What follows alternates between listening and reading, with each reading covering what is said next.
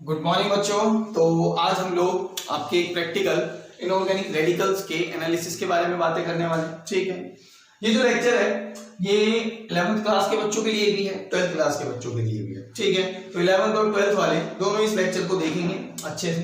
ठीक है, तो सबसे पहले मैं कुछ आपको बताऊं, है ना, कि क्या करना है हमें इस प्रैक्टिकल में। ठीक है, किस तरह होगा, उससे पहले हम थोड़ी बेसिक बातें इनऑर्गेनिक रेडिकल्स से रिलेटेड कर सकते हैं। ठीक है, क्योंकि 11th क्लास के बच्चों को भी ये चीजें देखनी है, ये चीजें करनी है। तो थोड़ा सा मैं आपको बता दूं कि एक्चुअली में इनऑर्गेनिक रेडिकल्स क्या होते हैं और आपसे प्रैक्टिकल में इनसे रिलेटेड क्या चीज पूछी जाती है, क्या चीज करवाई जाती है। ठीक है, तो सबसे पहली बात कि रेडिकल्स होते क्या है। ठीक है, सबसे पहली बात कि रेडिकल्स होते क्या है, इनऑर्गेनिक रेडिकल्स कहते क्या है। तो ध्यान से सुनेंगे आप लोग, मैं डिफाइन करने जा रहा है इसको। क्या होते हैं inorganic radicals? These are the atom और ग्रुप ऑफ एटम्स, मतलब एक सिंगल एटम हो सकता है, ठीक है, और एक से ज्यादा एटम्स का ग्रुप हो सकता है, कोई दिक्कत वाली बात नहीं है। ठीक है, कौन सा एटम, कौन सा एटम्स का ग्रुप, तो पूरी तरह डिफाइन करते हैं, जब समझ में आएगा। Atoms, it is the atom और group of atoms which carry some charge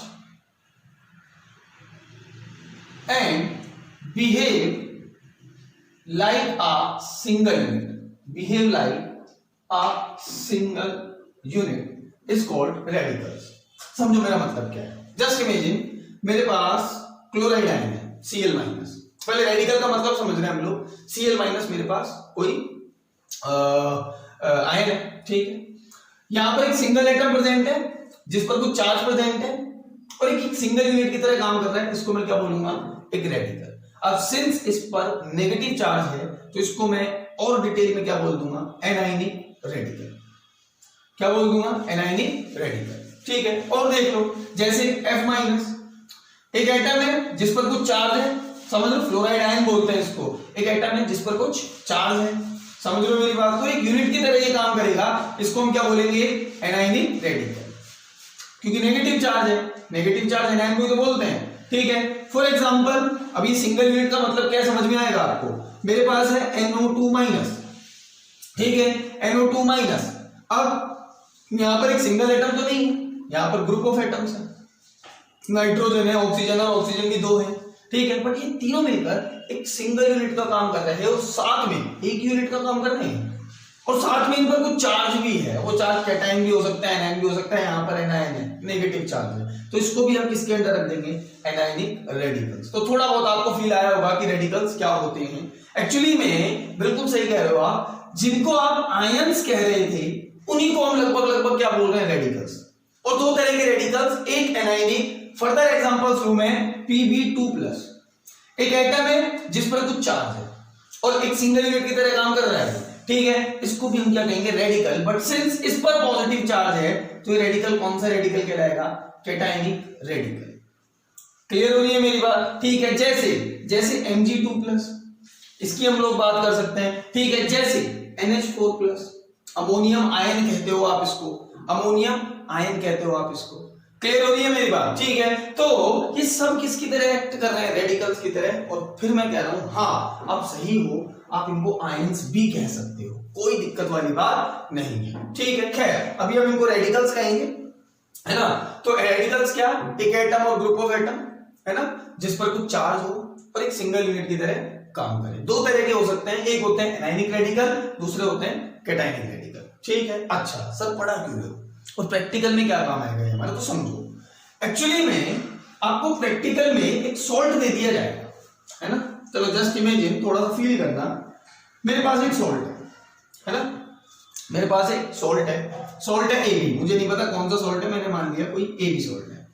अब आपको बताया एक सॉल्ट में कैटायन होता है, एनायन होता है। जब आप इसको डिसोशिएट करोगे, सॉल्ट्स इलेक्ट्रोलाइट होते हैं, आप डिसोशिएट करोगे तो ये किस में टूटेगा, सर ये टूटेगा A+ और B- में। यानी कि किसी भी सॉल्ट में सर कैटायन होता है और उसी सॉल्ट में एनायन भी होता है। तो आपको एक सॉल्ट दे दिया जाएगा, आपसे पूछ लिया जाएगा कि इसमें कौन सा कैटायनिक रेडिकल है बताइए, या आपसे पूछ लिया जाएगा कौन सा एनायनिक रेडिकल है बताइए। समझ पा रहे हैं आप मेरी बात को? ठीक है, या हो सकता है दोनों पूछ लिए जाएं कि एक पर्टिकुलर सॉल्ट दे दिया, अब देख के तो बता नहीं पाओगे। देख के तो बता नहीं पाओगे कि भैया मेरे हाथ में मेरे को एक पेपर पे, एक फिल्टर पेपर पे मेरे को सॉल्ट रखा हुआ है, मैं उसको देख के बता दूं अरे भैया कौन सा सॉल्ट है, पता ही नहीं। ऐसे थोड़ी ना बता पाएंगे कि मेरे हाथ में Na2SO4 है, कि मेरे हाथ में NaCl है या PbSO4 है, ऐसे आप नहीं बता सकते। ठीक है, इसके लिए आपको कुछ केमिकल टेस्ट करने पड़ेंगे और उन्हीं केमिकल टेस्ट की बात हम करने वाले हैं। क्लियर हुई मेरी बात? पहले तो आपको ये समझ में आना चाहिए कि हम लोगों को करना क्या होगा। हमको एक सॉल्ट दिया जाएगा, हमें उस सॉल्ट के अंदर जो भी कैटायन प्रेजेंट होगा उसको आइडेंटिफाई करने का तरीका आना चाहिए, जो भी एनायनिक रिजल्ट होगा उसको आइडेंटिफाई करने का तरीका आना चाहिए। और बहुत सारे सॉल्ट्स हैं तो ऑब्वियस सी बात है बहुत सारे कैटायंस हो सकते हैं, बहुत सारे एनायन रेडिकल्स हो सकते हैं। कुछ एग्जांपल मैंने भी बोर्ड पर लिखे थे। इन सब के अलग अलग कैरेक्टरिस्टिक केमिकल टेस्ट होते हैं, वो सारे केमिकल टेस्ट हमें बारी बारी से देखने हैं। कुछ कुछ आपको बात समझ में आ रही होगी। अच्छा, मैं आगे जाऊं उससे पहले मैं एक बात और करना चाहूंगा। समझना आपको पता है सॉल्ट कैसे बनते हैं? हाँ सर, सबको पता है, बचपन से पढ़ते आए हैं सर हम लोग। कैसे बनते हैं सॉल्ट?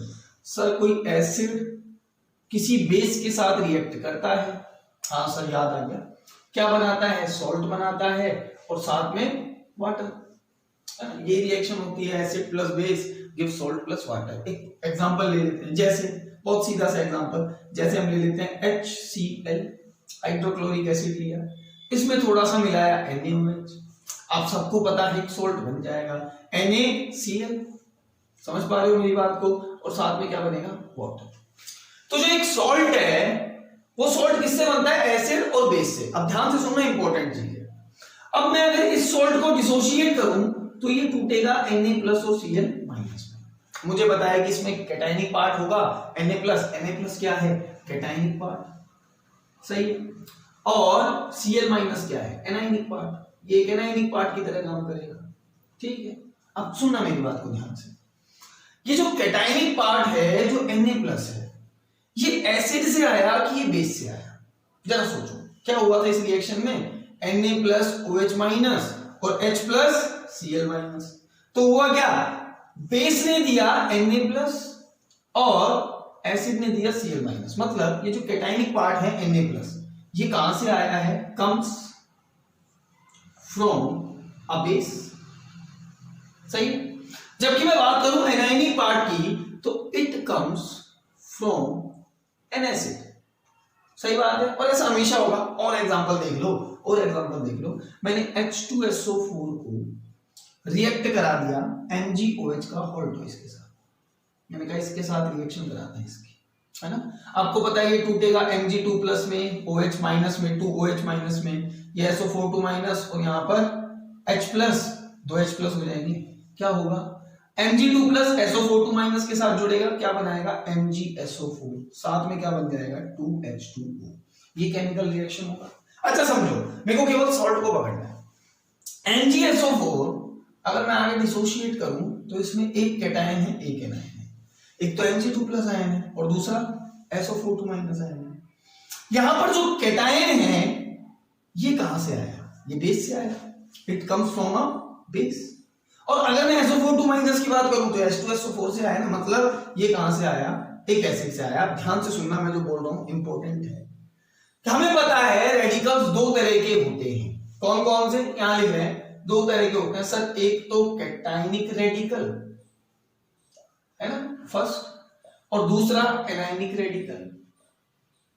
अब जब हम किसी सॉल्ट की बात करेंगे तो हमें पता है, हमने दो एग्जांपल देखे और एग्जांपल आप करके देख सकते हो, ठीक है। जो कैटायनिक रेडिकल आएगा किसी सॉल्ट के अंदर, ये एक सॉल्ट है, इसके अंदर ये कैटायनिक रेडिकल है, ये कहां से आएगा? एक बेस से आएगा। तो इसको हम एक और नाम दे देते हैं बेसिक रेडिकल। क्या बोल देते हैं? Basic radical. समझ में आया क्या कह रहा हूं मैं? भाई एक सॉल्ट बनेगा तो उसमें कैटायन बेस से आएगा, अभी देख लिया हमने, और एनायन एसिड से आएगा। तो उस कैटायन को हमने एक और नाम दे दिया, हमने कह दिया क्योंकि ये बेस से आया है तो इसको क्या कह दो? Basic radical. और जो हमारे एनायन है वो एसिड से आएंगे। बात समझ में आ रही है कि नहीं? अरे भाई यहां से Cl- कहां से आया? बताओ। HCl से। HCl एक एसिड है, ठीक है। तो एनायनिक रेडिकल को हमने क्या बोल दिया सर? हमने बोल दिया एसिडिक रेडिकल, ठीक है। बच्चे बहुत कंफ्यूज होते हैं इसमें कि एसिड रेडिकल क्या होता है, बेसिक रेडिकल क्या होता है। हलवा चीज है। कैटायनिक रेडिकल को हम क्यों क्या कहते हैं, बेसिक रेडिकल, और क्यों कहते हैं ये पता लग गया आपको। एनायनिक रेडिकल को हम क्या कहते हैं, एसिडिक रेडिकल, और क्यों कहते हैं शायद ये भी पता लग गया आप लोगों को। ठीक है, तो एग्जाम में आपसे इस तरह भी पूछा जा सकता है प्रैक्टिकल में कि भैया आपके पास एक सॉल्ट है, NaCl ही दे दिया आपको, ठीक है, तो आप एसिडिक रेडिकल बताओ, तो आप बेसिक रेडिकल बताओ। अब आपसे एसिडिक रेडिकल पूछा मतलब आपसे कौन सा रेडिकल पूछा है, एनायनिक रेडिकल। आपसे बेसिक पूछा मतलब आपसे कौन सा पूछा, कैटायनिक रेडिकल। अब क्या करोगे, आप कुछ टेस्ट वगैरह करोगे और उनका रिजल्ट क्या निकलेगा कि कैटायनिक रेडिकल या बेसिक रेडिकल कौन सा निकल के आएगा, Na+। ऐसे ही नहीं बताया मैंने, मैं कुछ टेस्ट करने होंगे तब बताऊंगा। मुझे नहीं पता होगा भाई वो NaCl है जो मेरे को रेडिकल दिया होगा, जो मेरे को सॉल्ट दिया होगा। समझ पा रहे हो ना एक बात, ठीक है। मुझे थोड़ी ना बता के देगा कि ले भाई Na2SO4 है, बता इसमें कैटायनिक रेडिकल यानी कि बेसिक रेडिकल कौन सा है, एनायनिक रेडिकल कौन सा है, बता दूंगा मैं। Na2SO4 अगर मेरे को बता के दिया उसने तो दिक्कत ही क्या है सर, ये टूटेगा Na+SO4 में, एनायनिक रेडिकल हो जाएगा SO4, कैटायनिक रेडिकल हो जाएगा Na+, कोई दिक्कत ही नहीं है। तो ऐसे ना थोड़ी ना होगा, वो आपको एक सॉल्ट देगा, अननोन सॉल्ट होगा, आपको टेस्ट करके निकालना है कैटायनिक रेडिकल कौन सा और एनायनिक रेडिकल कौन सा। ठीक है, तो एक बात तो हो गई है, ठीक है। कैटायनिक रेडिकल क्या होते हैं, एनायनिक रेडिकल क्या होते हैं, सॉल्ट में होते हैं, है ना। इसको बेसिक रेडिकल कहते हैं, इसको एसिडिक रेडिकल कहते हैं, ये चीजें हमने जानी, ठीक है। अब फर्दर एनायनिक रेडिकल के बारे में आज कुछ बातें करेंगे थोड़ी बहुत, है ना। फिर अगले लेक्चर में देखेंगे कैटायनिक रेडिकल को, फर्दर आगे भी बहुत सारी बातें करनी है। इनमें इन्वॉल्व रिएक्शंस देखेंगे कि कौन कौन सी रिएक्शन हुई, है ना, कौन कौन से केमिकल चेंजेस हुए, ये सारी बातें हम लोगों को फर्दर क्लासेस में करनी है। लेकिन अभी तो हम एनायनिक रेडिकल के बारे में थोड़ी बहुत बातें जानेंगे। अब समझो कि हमारे सिलेबस में कौन कौन से एनायनिक रेडिकल्स हैं, ठीक है। तो हमारे सिलेबस में जो एनायनिक रेडिकल्स हैं मैं लिखने जा रहा हूँ। हमारे पास है CO3 नाम क्या है इसका, कार्बोनेट आयन, ठीक है। हमारे पास है S2-, ठीक है, सल्फाइड IDE, सल्फाइड आयन। हमारे पास है SO3-, इसको क्या बोलते हैं, सल्फाइड आयन, ITE, ठीक है। हमारे पास है SO4-, आयन। मैं केवल वही लिख रहा जो हमारे सिलेबस में जो हमें दिए जा सकते हैं, ठीक है। हमारे पास है NO2-, ठीक है। हमारे पास है NO3-, हमारे पास है I-, हमारे पास है Br-, ठीक है। हमारे पास है Cl-, समझ रहे हो। हमारे पास F- भी है, बट जनरली ये नहीं होता, हमारे सिलेबस में भी नहीं होगा, डायरेक्टली देते भी नहीं है। रीजन आपको पता है, फ्लोरीन की रिएक्शंस थोड़ी है ना आतंक मचाने वाली होती है ना, एक्सप्लोजन ज्यादा पसंद करता है फ्लोरीन, तो ये नहीं देते हैं जनरली, ठीक है। जैसे हमारे पास होगा ऑक्सिलेट आयन C2O4-, ठीक है। हमारे पास एसीटेट आयन हो सकता है CS3COO-। तो ये जनरली वो एनायनिक रेडिकल हैं जो हमें टेस्ट के लिए दिए जाएंगे। अब फॉर एग्जांपल, नहीं समझ रहे, फॉर एग्जांपल मुझे दे देगा PbNO3 दे दिया, जस्ट इमेजिन क्या दे दिया, PbNO3।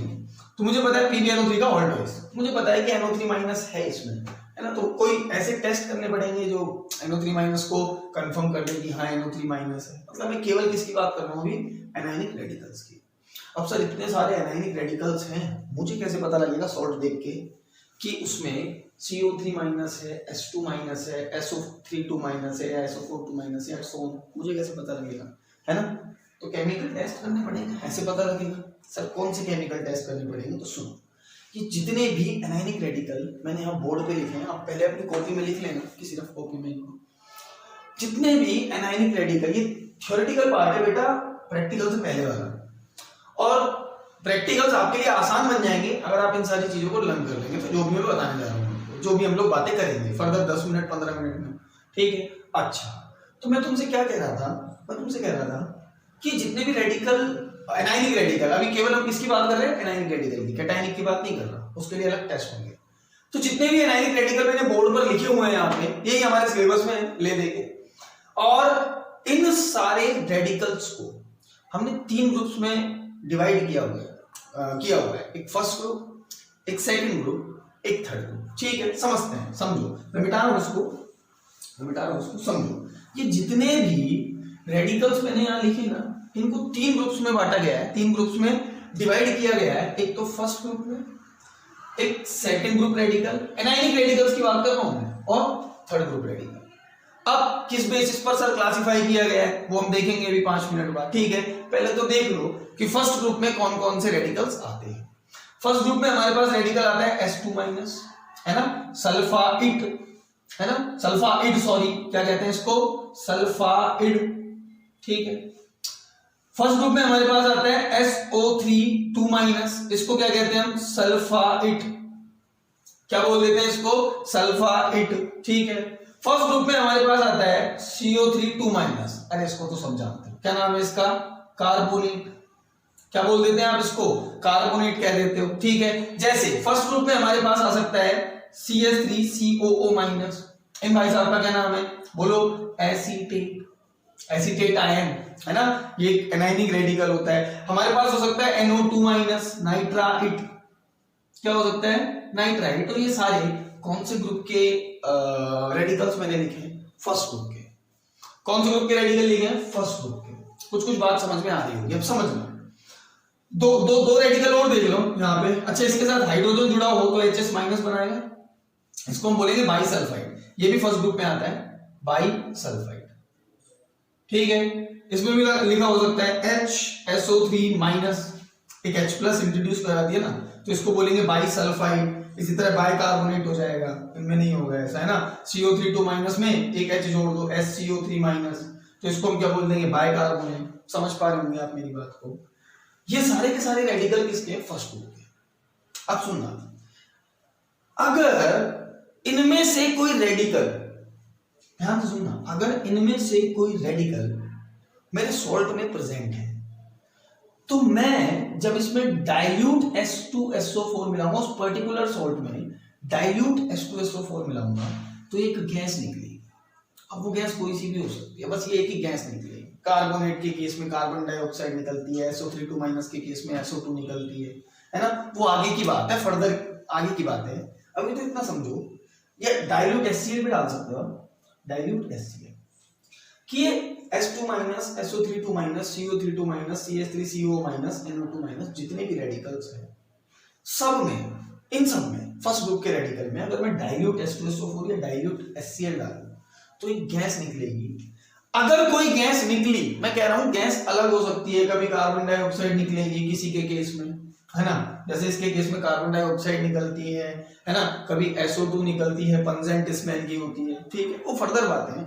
बट अगर गैस निकली तो डेफिनेटली वो इनमें से कोई है जो आपका एनायनिक रेडिकल है। अब देखो ना, इतने सारे मैंने लिखे थे अभी बोर्ड पे, उसमें से आपने कुछ कम कर दिए, आपने कहा कि हाँ इतने ही है ना।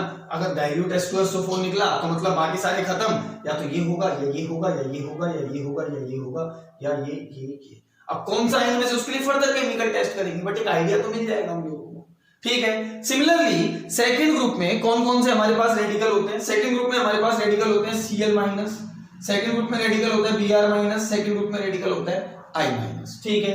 इसको क्या बोलते हैं हम, क्लोराइड, है ना, इसको क्या बोलते हैं हम, ब्रोमाइड, है ना, जानते हो इतना तो सब। इसको क्या बोलते हैं हम, आयोडाइड।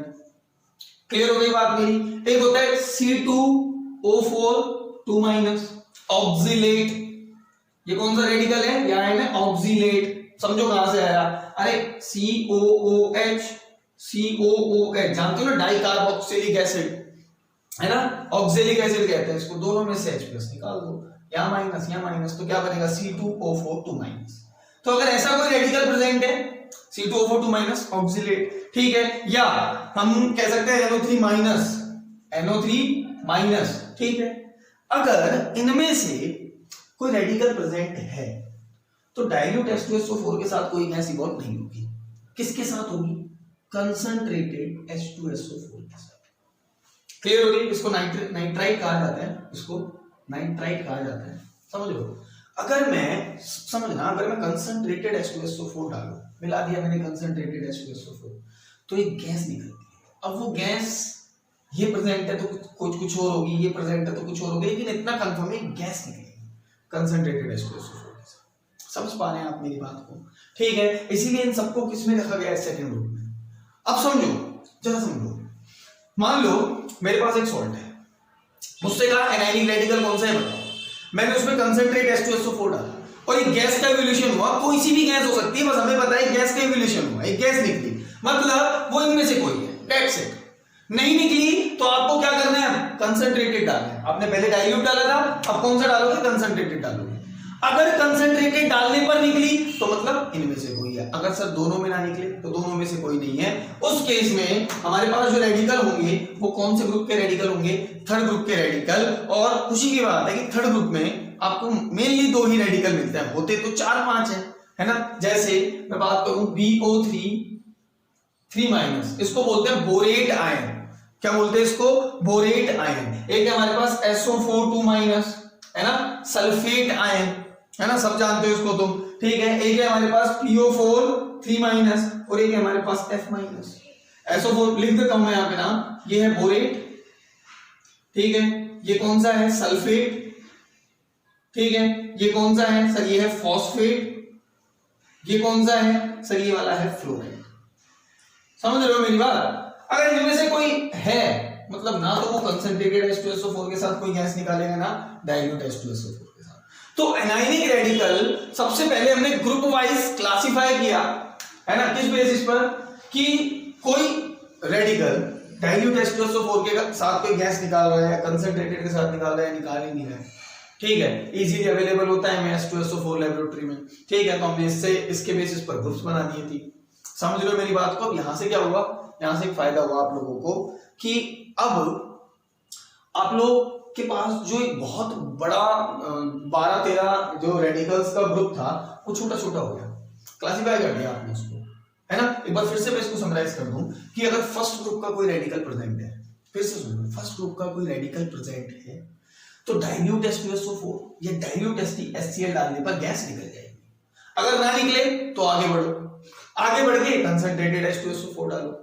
अगर सेकंड ग्रुप का कोई रेडिकल प्रेजेंट है तो एक गैस निकल जाएगी। अब मैं फिर कह रहा हूं वो गैस कोई भी हो सकती है बट गैस निकलेगी, ठीक है, एक गैस निकल जाएगी।